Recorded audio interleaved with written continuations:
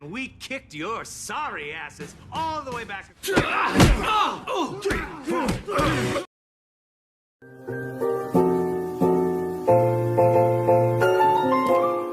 Halo John, pengangguran abadi warung Jablay, dimanapun kalian berada dan bagaimana kabarnya? Sudahkah kalian minum bodre hari ini? Pada kesempatan kali ini, saya Jack, the only one people strong in the world, akan merangkum sebuah film yang berjudul Debt Collector 2 yang dibintangi oleh Scott Adkins dan beberapa artis lainnya. Because the time is money, tanpa banyak membuang waktu kalian yang berharga, silakan klik dulu tombol like dan subscribe-nya di bawah, dikarenakan subscribe itu gratis. Dan jangan lupa untuk tinggalkan jejak kalian dengan cara komen sebanyak-banyaknya. Dan cerita dibuka di sebuah bar. Terlihat seseorang tengah menghampiri bar tersebut dan orang itu adalah Sue. Ini jenengnya. Tujuan dari Sue datang ke sana adalah untuk menghampiri temannya yang bernama Franz yang sekaligus bekerja di bar tersebut. Yeah, I gotta check if we have that. Okay, you do that. Beer if we... Tak berselang lama, beberapa orang pun datang ke bar tersebut dan membuat kerusuhan. Tapi Franz sebagai karyawan yang baik, dia pun menegur orang tersebut agar tidak membuat kerusuhan di tempatnya bekerja. Tapi orang-orang tersebut tidak terima bahwa dirinya ditegur dan perkelahian mereka pun terjadi.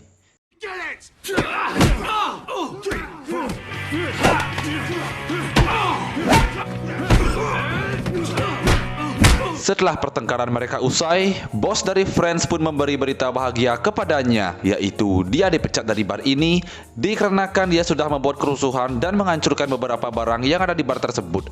Setelah itu, scene pun berpindah pada Sue yang mengajak Franz untuk makan bersama. Jesus. Wasn't for Tommy, I probably wouldn't be here right now. I can't believe it. Setelah itu, scene pun berpindah pada mereka yang sedang makan bersama dan Sue pun memulai topik dengan menanyakan mobil dari Franz.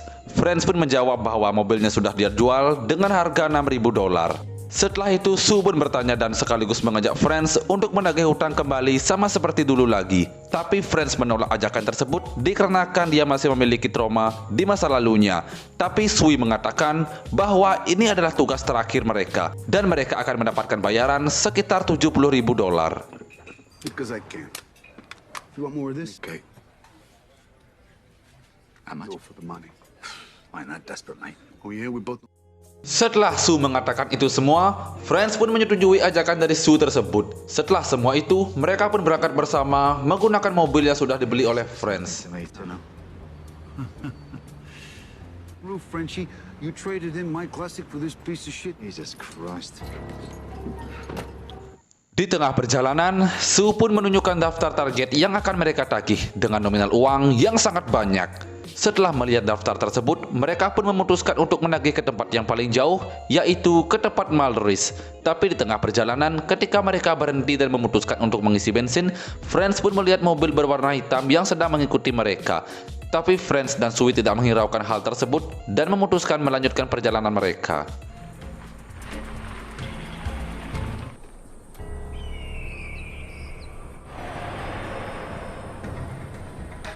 Setelah beberapa menit mereka menempuh perjalanan, mereka pun sampai di tempat tujuan mereka yang pertama. Setelah mereka masuk ke tempat tersebut, mereka pun disuruh untuk menunggu beberapa menit untuk bisa bertemu dengan Mallory's. It's a nice place. You should have stayed with her. Frenchie. Hey, I'll take a water, please. Setelah beberapa menit mereka menunggu, pada akhirnya Mallory's pun menemui mereka dan menyerahkan uang tersebut. Setelah mereka mendapatkan uangnya, mereka pun langsung melanjutkan ke tempat tujuan mereka selanjutnya. Tapi di tengah perjalanan, mereka dihadang oleh beberapa anak buah dari Mallory's dan pada akhirnya pertarungan mereka pun terjadi.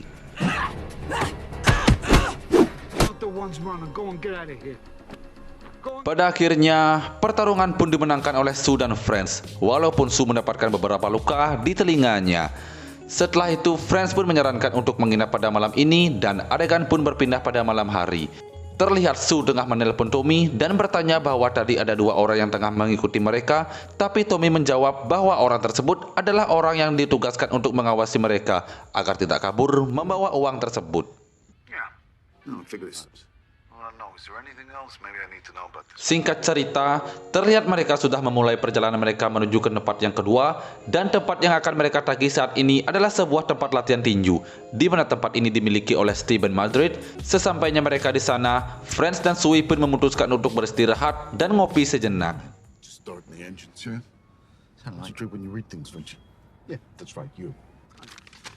All right, Esteban Madrid. Setelah itu, mereka pun masuk ke tempat tersebut dan mereka diarahkan ke ruangan Steven.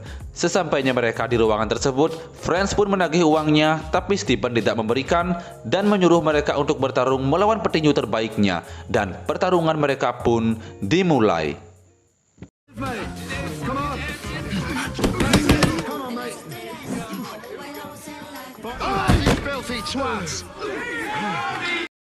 Terlihat Su tidak mampu mengalahkan petinju tersebut, dan pada akhirnya Franz pun menggantikan Su di atas ring.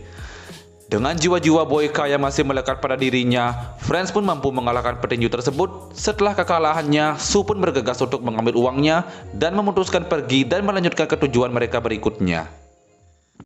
You say Barbosa? You fucking heard me. Fuck.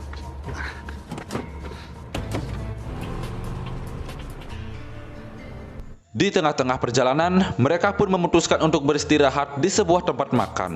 Tapi tidak berselang lama, mereka pun dihampiri oleh dua orang yang kita lihat di scene sebelumnya, bahwa mereka adalah anak buah gangster yang diketuai oleh Molly. Setelah itu, Su pun pergi ke telepon umum untuk menghubungi Tommy. Tapi tidak disangka, Tommy sudah disekap oleh Molly, dan uang yang mereka tagih selama ini adalah milik dari Barbosa, yaitu saudara dari Molly.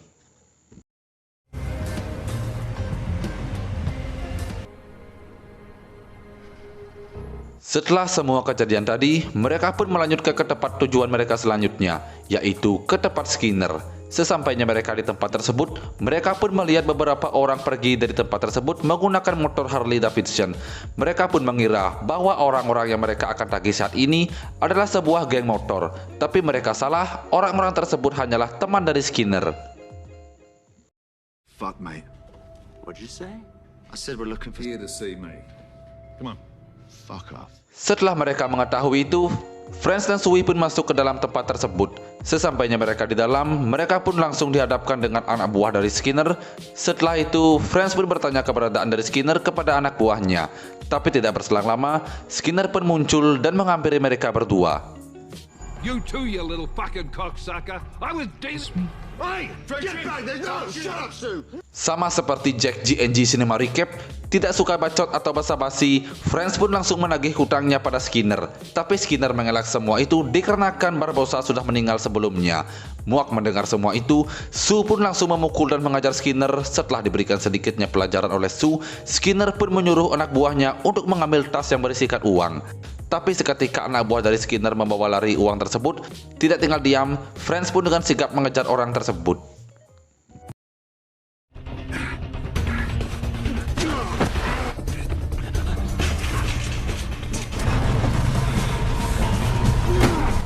Pada akhirnya, Franz pun dapat menangkap orang tersebut dan merampas kembali tasnya.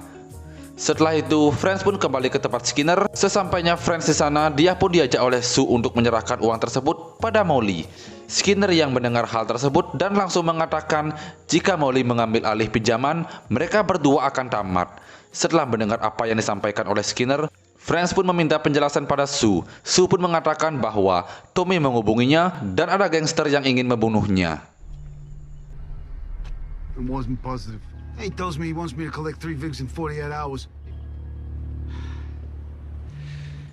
Setelah mendengar itu semua dari Su, Franz pun mengatakan jika kita menyerahkan uang tersebut, tidak menutup kemungkinan kita akan mati. Pada akhirnya, Franz pun memiliki usulan dengan cara membawa semua uang tersebut lari dan dibagi sama rata. Tapi Su yang tidak menyetujui semua hal tersebut, dan pada akhirnya pertengkaran mereka pun terjadi. Okay, come on, please.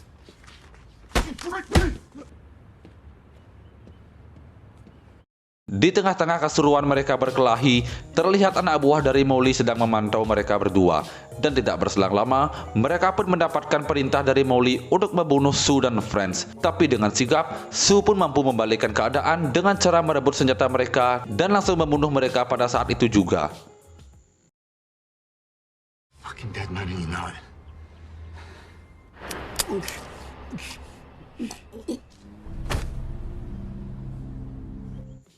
Setelah menghabisi mereka semua, Sue pun meninggalkan Franz dan membawa mobil dan beserta uangnya untuk diserahkan pada Tommy.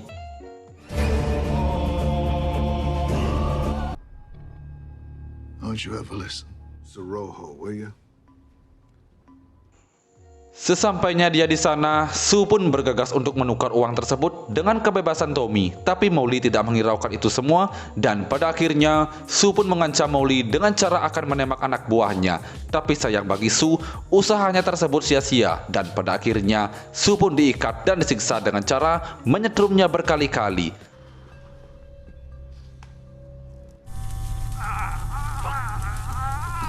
She was trained in the school for the America. Setelah Sue akan disiksa kembali, disinilah muncul Franz dan beserta anak buah dari Nona Royce untuk membantunya, dan setelah itu adegan tembak-menembak pun terjadi.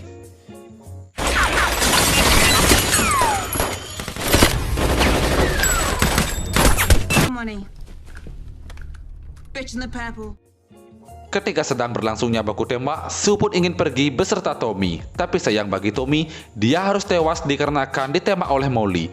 Tapi di sisi lain, Molly pun tewas juga dikarenakan ditembak oleh Sue.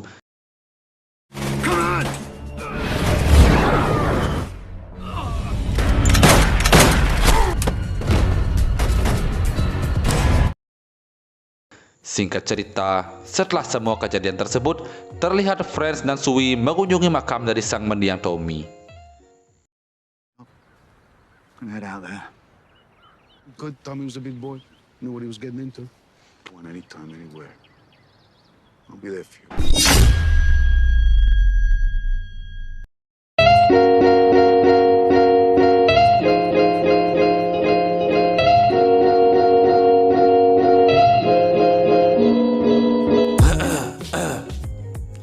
Baik, saya kira cukup untuk video ini. Sebelumnya saya ingin mengucapkan terima kasih banyak untuk teman-teman yang sudah menonton ataupun yang sudah mensubscribe channel ini. Dan tidak lupa saya ingatkan untuk mensupport channel ini dengan cara like, share, dan subscribe channel ini supaya kedepannya bisa berkembang dan memberikan hiburan kepada teman-teman. Semoga yang sedikit ini bermanfaat dan bisa menghibur teman-teman sekalian. Saya dan jajaran tim GNG Cinema Recap mengucapkan terima kasih banyak and see you next video. Salam Dengkul Kopong.